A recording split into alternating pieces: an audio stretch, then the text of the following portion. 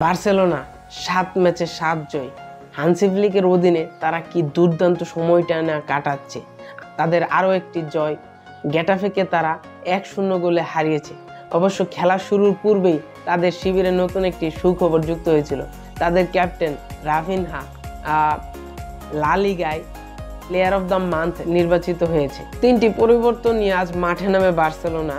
১৭ মিনিটে লাভানডস্কিকে উদ্দেশ্য করে কুন্দির দেওয়া বল গোলকিপার ডেভিড সুরিয়া ক্লিয়ার করতে পারেনি, আর সেই সুযোগটা কাজে লাগিয়েছে লাভানডস্কি। ৭ ম্যাচে ৭ গোল, লা লিগার টপ স্কোরার।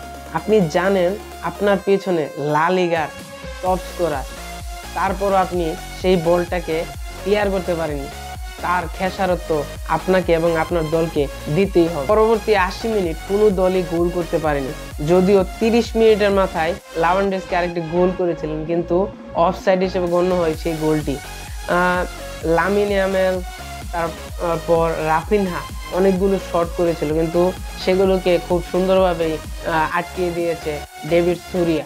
তবে পুরো ম্যাচেই বার্সার দাপট ছিল, কিন্তু ৯৪ মিনিটে একটি অঘটন ঘটতে যাচ্ছিল। রিয়াল মাদ্রিদের ফর্মাল প্লেয়ার বুর্জা মায়োরাল দুর্দান্ত একটি ক্রস থেকে আসা বলের সুযোগটা গ্রহণ করতে পারেনি, ফলে আর গোল হয়নি।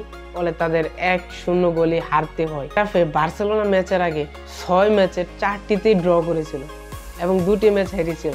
আর আজকে এই বার্সেলোনার সাথে ১-০ গোলে হারার পর তারা ৭ ম্যাচে ৪ ড্র এবং ৩টি পরাজয়।